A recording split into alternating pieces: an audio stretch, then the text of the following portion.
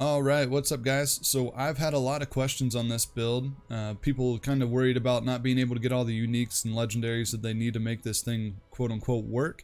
But the good news of this build is it only takes one item. And then the second item that helps it like really pop off is an aspect dungeon item. So you really don't have to find anything specific other than the crone staff. So until then, I would recommend doing the leveling pulverized build or the leveling storm druid build, whatever, and just run regular dungeons until you get this crone staff. I believe I got it in nightmare, so tier 3, just running regular dungeons. So just do that over and over like you're going to be doing anyway. Once you have the crone staff, it turns your claw into a storm skill. It also casts storm strikes, so you're attacking twice with one attack. It's super important that it's turning your claw into a storm skill though, so I'll go through that here in just a little bit because we're going to be doing storm damage. The second thing that really makes this pop off is that aspect dungeon codex that I was telling you about. So this is that lucky hit. Anytime that you deal a lucky chance hit to something, it overloads the target for 3 seconds, causing additional direct damage. So this is just amazing, and it doesn't sound like a whole lot, but you'll see it in action. Everything that you hit with that lucky hit is pulsing with a little purple ring around them. That's what that is. That's super good. Now, as far as what I consider to be in game for this build is the items that I have on right now. I've tested a lot. I have a few in my inventory that I'm going to go through with you right now, but I tested a lot of them, and this is definitely what I found to be the best. I'm running Nightmare Dungeon 40s pretty easily here. The only issue that I have is survivability, and that's just because I like to be a glass cannon. So if you want to switch things around on your Paragon tree or your skill points to make you a little bit more tanky, I think that you could be running 45s, 50s, no problem with this because the damage is there. You just have to dodge a whole lot if you're going to be running it the way that I run it. But as far as all the items go, I would recommend these items 100%. So Tempest Roar, again, if you can't grab it, that's fine. I'll go through the variations here in just a second. So if you want to just skip this part of all the best, and I'll go through the variations here in about a minute, you could do that too. But Tempest Roar, so we're going to turn our base storm skills into werewolf skills. So remember, this turns your claw into a storm skill. So it kind of works together on this. So you're doing storm damage with werewolf skills now. I have Mad Wolf's Glee. Again, you know, not a complete necessity, but +2 ranks to all your werewolf skills, which are also your storm skills, so you're getting +2 to all your storm skills also. Earthen Might, I think this is the best in slot here just because you're going to proc that lucky hit, and then for 5 seconds you're dealing only crits, which is super big, right? And then crits increase your lucky hit chance, and then your lucky hits popping this thing off too. So it just kind of works together that way. I got the Temerity Pants, very sustainable, helps you stay alive. I switched these out to while Hurricane is active, which is also an imprint dungeon, so super easy on that one, instead of the unstoppable movement speed, because it's nice to run fast, but if you're doing Nightmare Dungeons, you want to be doing more damage because you're not going to be running through mobs. You don't want to be gathering hundreds of things behind you.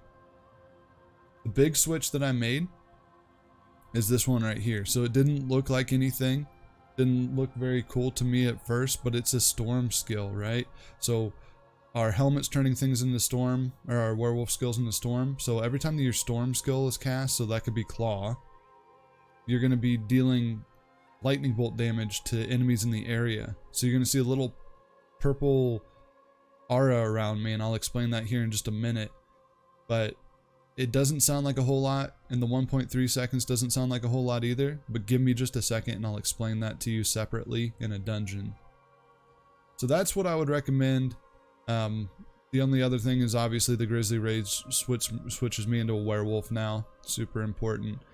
That's the only thing that I would recommend as far as the end game of all of these. Again, I still stick by the I would rather this be on the amulet because I want to do more damage and I want my lucky hit chance to be a lot higher, because essentially if I'm at 10% now, at 20% I'm dealing double the damage.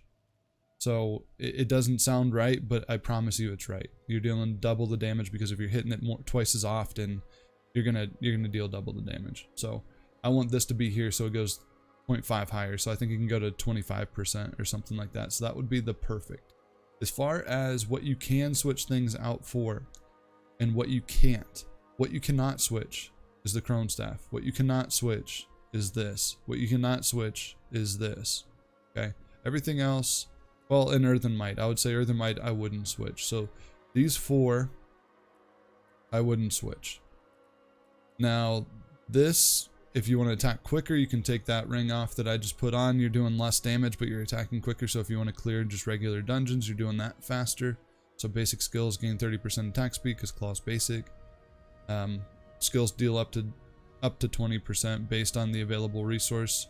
So you're always going to have a full primary resource. You're always dealing 20% more damage. I find this one probably to be the worst option out of all of these, but it is an option. So if that's what you have, that's what you have, and that's fine. The other one is increasing your Grizzly Rage, right? So again, if you want to stay in Grizzly form more or Dire Werewolf form more, you could do this. I don't find it super necessary just because I deal more damage out of it also. So, you know, this is kind of very situational, but again, completely up to you.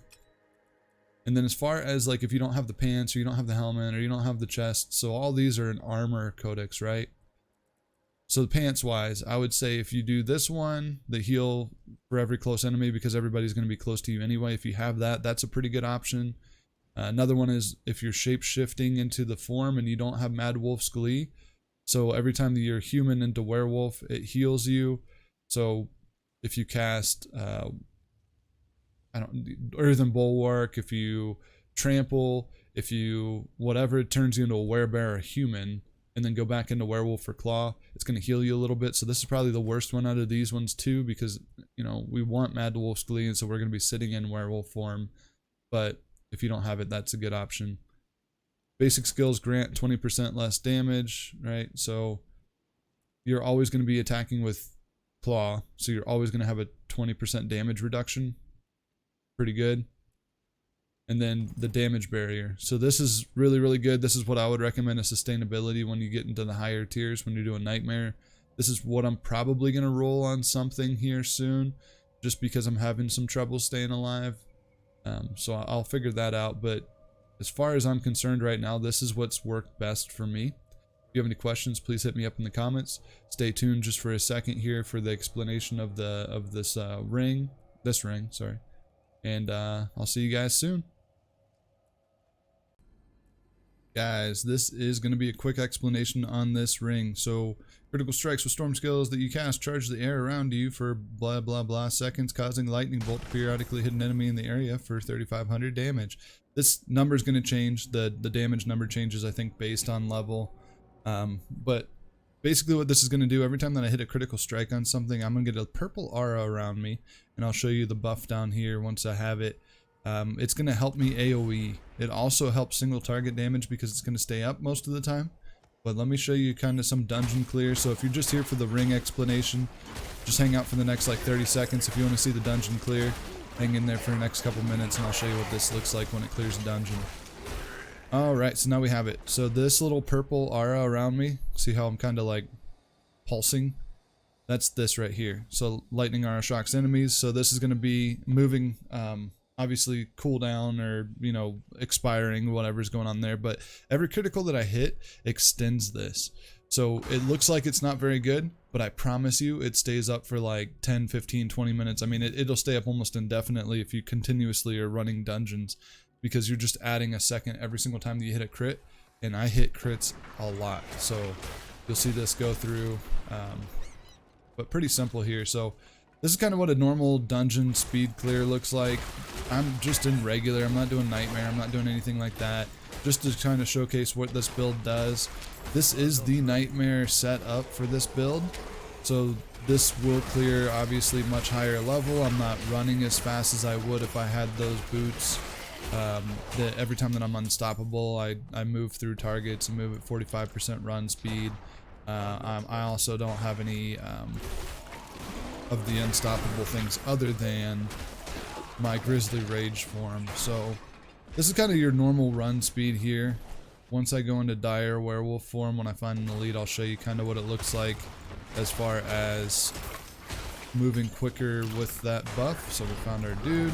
So I'm going to hit my cooldowns, and I should kind of talk about cooldown cycling for you here. So I try to hit up Bloodhowl as much as I possibly can. And When I'm in a bad spot, I pop my Grizzly Rage, so now I'm in Grizzly form. That's gonna slow down, or I'm sorry, it's gonna reduce my Bloodhound cooldown, so I can almost always up that.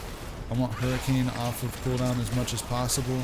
See how I kind of just stand in the middle of everything and don't really care? I mean, I'll drink a potion every now and again, but again, with a regular dungeon, you don't really have to care about a whole lot if you have this set up. Again, if you don't have it, you know, any of the options that I went over with you, they're pretty viable.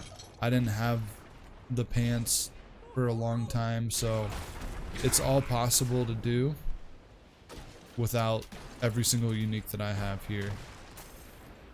So now we're just clearing the Animus carriers. So I kind of like this one because we get some extra elites here. So always kill the champions first. Go back and get this champion. Once I'm in the middle and I'm starting to lose some life, right? Bloodhound, Hurricane. I really should do Hurricane Bloodhound because Hurricane's active. I get +2 to my shapeshifting skills. I don't even need it on this guy, so I'm gonna save my Grizzly Rage and just in case I get in trouble. I must wait a moment. Kind of ignore everything and just go for elites. I go elite farming, kind of like what you would do in Diablo 3, right? Or in Diablo 2, you're just hopping through, just looking for the uniques or the elites. Got a pretty good group to do this, so I tend to use Earthen Bulwark probably more than I should. Just because I don't want to take the damage. So Bloodhound, that guy's not good. So that guy's done. Alright, so the correct cycling, since I'm going into a fight here for you, correct cycling, find an elite, will be trample in, slam him up against the wall, Hurricane, Bloodhound. Once I get frozen, I bulwark. Once my bulwark is off of its cycle, then I Grizzly Rage. I want to Bloodhound as much as I possibly can because that increases my attack speed. But this is your normal run speed when you're in the Grizzly Rage form, which is the Dire Werewolf form. So you move pretty quick. Again, Hurricane first, then Bloodhound. Keep that up as much as possible. And all I'm doing is left clicking. I don't have to right click if I don't want to. I mean, I can slam him up against the wall. I'm going for the champions because I didn't see them. Suppressor is going to be your biggest turn off with this build. If you see Suppressor on any of your Nightmare Sigils and this is the build that you want to run for it, I highly recommend salvaging that sigil and finding something different. So basically this build works off of just grabbing a Conduit Shrine or an Artillery Shrine and then you just click, click, click, click, click on everything that you see. Just kidding. Just kidding. Probably shouldn't have grabbed this shrine for a showcase video, but... Alright, so Hurricane Bloodhound. Going into this, I'm going to slam this guy up against the wall, so he's stunned, so I can proc my lucky hit more often. He's going to explode, so I'm going to take some Earthen Bulwark just in case, so I don't have to heal, and I'm really lazy in this dungeon. Alright, same thing here, slam this guy into a wall. Oops. Hurricane first, then Bloodhound. My life's going down, so I'm going to Grizzly Rage, which is going to affect everything. And... Ooh, it's poisonous. Not good. Poison was hitting hard. Alright, come on. Got more? We got more carriers? Come on now. Let's see.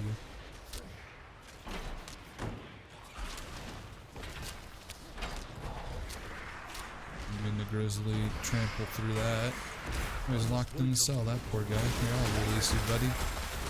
Alright, so hit Hurricane, hit Bloodhound, Grizzly Rage, kill champion, and my Bloodhound's about to be up. Bloodhound again. See how fast Bloodhound comes back up because every crit that I hit is gonna reduce the time on that one too. So really sustainable as far as that goes because Bloodhound's basically like almost like a potion. Like you just heal your life and good to go. And so I bulwarked because I got low health, and then I Bloodhound to heal up as well, attack a little bit quicker on that guy. I'm gonna grab the shrine so I move faster. Actually,